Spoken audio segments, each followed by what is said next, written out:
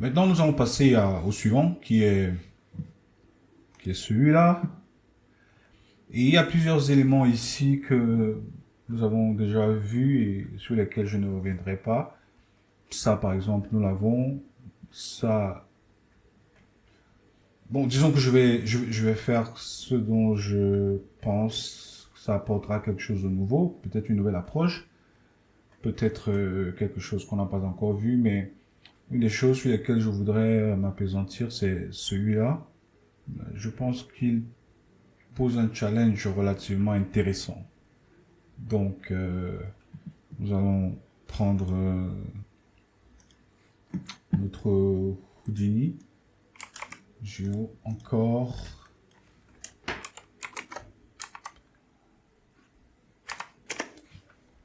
Bon, celui-là, nous l'avons.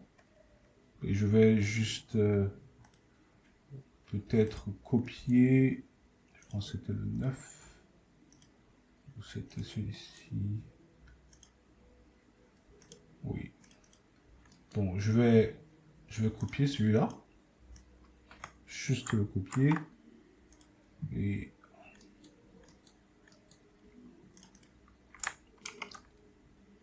insérer là et faire juste quelques changements.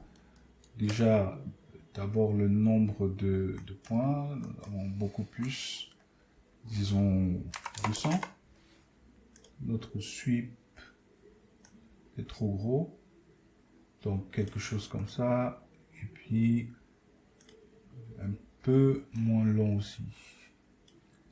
Bien sûr, ici, il n'y a pas de couleur. Véritablement, donc pour secouer et enlever ça. Et ça nous donne quelque chose comme ceci, mais bien sûr avec un peu plus de contraste. Donc, nous allons aller dans le fractal et ajouter un peu plus de roughness et une plus grande différence entre notre valeur minimale et la valeur maximale. Voilà. Et ouais, si je ne pense pas que nous ayons besoin de ça. Encore plus petit. Et peut-être encore plus de points. Donc faisons 250 par exemple. Donc voilà pour celui-là. Je pense que c'est relativement clair. Pour l'autre cercle qui est autour, je vais juste faire un transform de ça. Si nous faisons un merge ici,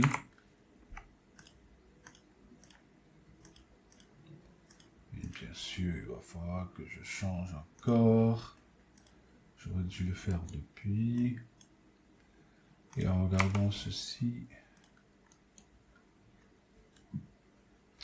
je fais mon polypath qui est là, bon, après. Bien sûr, il est plus grand. Et là, nous avons des interrompus assez réguliers. Donc ici, nous allons faire un group by range, pardon. Et là,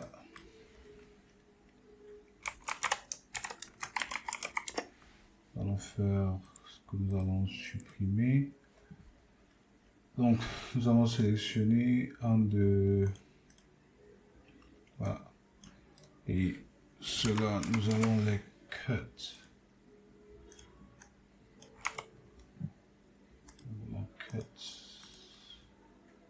Oui. Donc, on fait le remove. Bien sûr, ça, c'est plusieurs façons de gérer ça.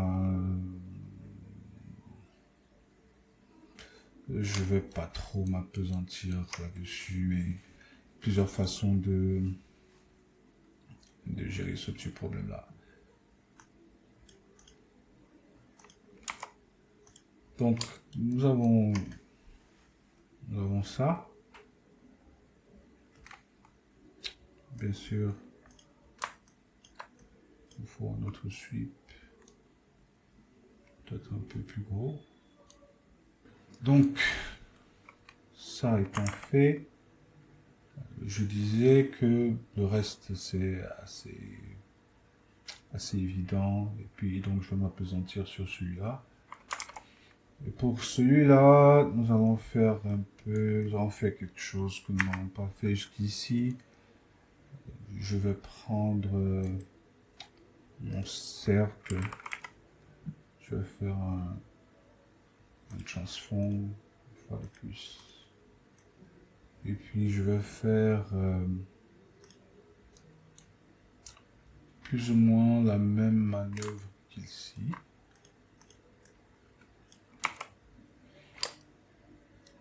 Mais là, je vais laisser vraiment beaucoup plus de...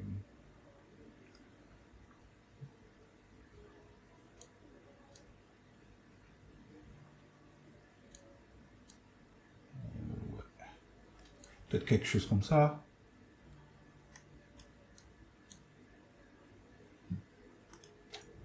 Ce truc aurait pu tout autant être un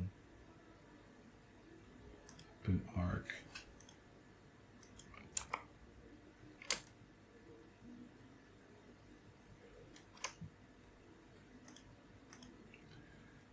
Donc, nous allons faire une fois de plus notre polycutter. Et nous allons couper. Ensuite, nous allons faire nous allons prendre un carve. Maintenant, et on va réduire la longueur des lignes. Des deux côtés. Un peu par ici, un peu par là.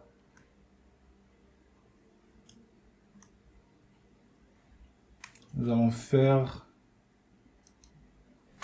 orientation along curve.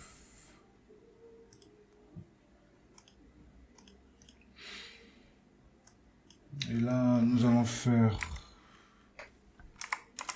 Pourquoi pas faire side ici. Et normal. Et notre Z pour nous donner quelque chose comme ceci. Et je vais inverser ça. Nous allons faire ça brutement. N égale façon la plus brute de faire un flip normal. Et ensuite nous allons faire ceci parce que là par exemple nos lignes, c'est-à-dire si je prends mon cercle qui est ici par exemple et que je fais un auto-transform par exemple et que je mets en template. Voilà, donc nous voyons que notre... Voilà, donc si nous essayons de faire une forme ici, nous voyons ce que ça va donner. Ça va donner ici dans le cercle intérieur, ça sera plus petit, alors que nous voulons que ce soit plus élargi. Donc, pour obtenir ce résultat, nous allons plutôt, c'est-à-dire que c'est normal, si nous allons plutôt les incurver dans ce sens, là et là. Et comment est-ce que nous allons faire ça? Déjà, je vais afficher l'autre attribut que j'ai appelé side. Voilà. Je vais utiliser un lerp. Un lerp qui est une opération qui interpole entre deux vecteurs. C'est-à-dire qu'on a un vecteur, par exemple celui-ci, et on a celui-là. Un lerp va essayer de faire ça. Donc, l'opération que je cherche à faire, c'est si je peux avoir, comme j'ai cette valeur-ci, cette normale, si j'ai celle-là, si je lerp cette valeur-ci, je vais obtenir quelque chose qui soit dans ce sens. Donc, pour obtenir ça, je vais devoir faire ça primitif après primitif. Donc, je vais faire for each primitive. Donc je vais travailler sur une à la fois, donc celle-là. En regardant les numérotations, je vois, nous avons, je crois que c'est régulier. Ok, ouais, donc c'est régulier. Donc je vais prendre un wrangle, un point wrangle que je vais mettre. Et je veux isoler le premier et le dernier point, puisque ce sont les seuls deux qui m'intéressent. Donc pour ça, nous connaissons déjà un group by range. Point. Je vais appeler mon groupe ends. Et puis je fais ça et ça. Et cela me donne le premier et le dernier point. Je vais d'abord masquer mon side. Donc j'ai pu isoler, voilà, le premier et le dernier. Et donc ici je vais, la première chose ce sera de, pour pouvoir faire que cette interpolation fonctionne, de ce côté c'est déjà bon, je peux faire cette interpolation. Mais de ce côté, en fait, vous voyez, ce vecteur, il va dans ce sens. Donc, si je veux faire la même opération, je vais avoir quelque chose qui va plutôt dans ce sens, alors que je veux qu'il aille plutôt dans l'autre sens. Et donc, pour ça, il me faut inverser ce vecteur-ci. OK? Qui est le vecteur numéro 0 et le tout dernier. Donc, je peux faire quelque chose comme, je prends ce wrangle-ci par exemple, et je peux dire, prendre le 0, uniquement, c'est sur lui que je vais dire, ça s'appelle side, v at side est égal au négatif de v at side. Voilà. Maintenant qu'on a inversé, on va maintenant faire le lerp. Maintenant, je vais faire sur le premier et le dernier point. Je vais mettre un autre wrangle ici, point wrangle. Et cette fois, je vais opérer sur les group ends que j'ai créé ici, donc le premier et le dernier. Je vais faire, là c'est le normal que je vais affecter là, parce que c'est le normal que je veux faire l'opération. Donc je vais faire act n est égal au lerp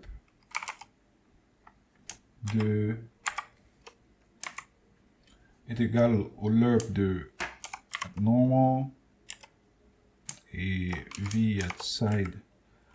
La raison pour laquelle je mets v at side, la raison pour laquelle je spécifie side est un vecteur, c'est que le wrangle, il sait que le n est toujours un vecteur, mais il ne connaît pas side. Et donc, si on ne fait pas ça, on court l'erreur que il confond, par exemple, pensant que c'est un float, par exemple. Donc, pour des variables ou des attributs dont on n'est pas sûr de ce qui est déjà connu, on va dire, j'utilise ce terme-là, par le wrangle, nous allons nous assurer de spécifier le type. Maintenant, pour être clair, c'est toujours une bonne pratique, quand on le peut, de spécifier. Donc, nous allons faire le lerp de ça et de ça et de ça.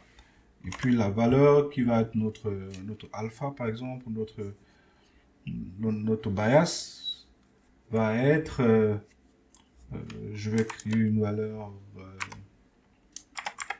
que je pourrais, je vais créer un paramètre, pardon,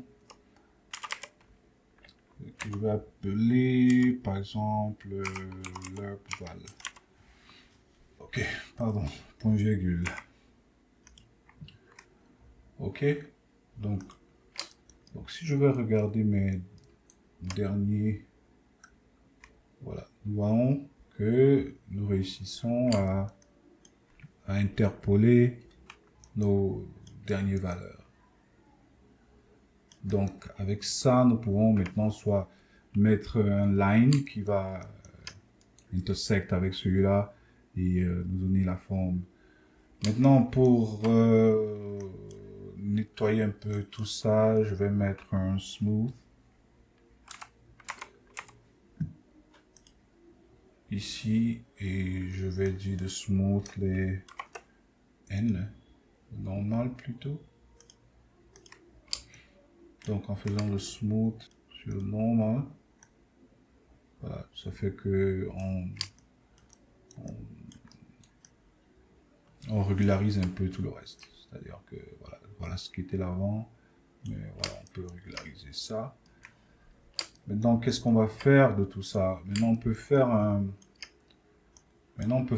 ray, par exemple. Si je fais un ray, par exemple, et je ray sur le... On va cacher tout ça. Ça aussi. Donc, en faisant un ray, je pense que c'est plutôt ici. Oui. Donc, là maintenant, en utilisant mes nombres, je peux donc faire un ray de ça sur cette ligne-ci. Donc, le ray, qu'est-ce qu'il fait? Le ray fait ça. Donc, il prend ça et projette sur la surface en utilisant ces directions-ci.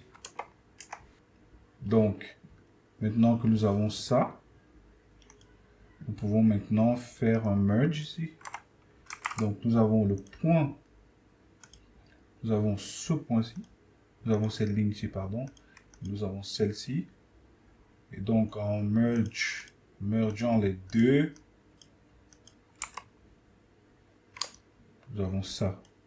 Et donc, comme nous avons ça, maintenant, nous pouvons faire un polyloft, par exemple. T2. Et ça nous donne quelque chose comme ceci.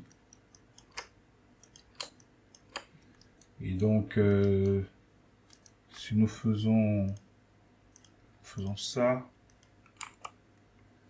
et regardons tout le reste, nous avons quelque chose comme ceci. Et maintenant, nous pouvons faire le reverse. On fait le reverse. Et nous avons ça. Ce que je vais faire, c'est supprimer tous les attributs qui sont là-dedans d'abord. Ok. Maintenant, nous avons quelque chose de plus propre. Si on regarde de face, peut-être pas besoin de reverse du tout. Et donc, si nous faisons un merge avec ça, nous avons ceci comme solution. Et bien sûr, nous pouvons faire notre sweep là, avec notre preset, et ça donne quelque chose comme ça. Donc, voilà un peu ce que nous avons, en sachant que bien sûr, maintenant notre lerp peut nous permettre de déterminer la largeur ou pas de ces traits, et nous pouvons toujours, c'est ici que nous avons géré la taille, on va gérer la taille là par exemple. Ok. Et donc, en mergeant avec le reste, ça nous donne ça. Ça nous donne ça. Bon, là, par exemple, nous avons 4. Mais voilà, nous pouvons... c'est clair ce qu'on peut faire pour avoir des 4 ici. C'est-à-dire que nous pouvons par exemple jouer avec, avec ça. Un peu plus.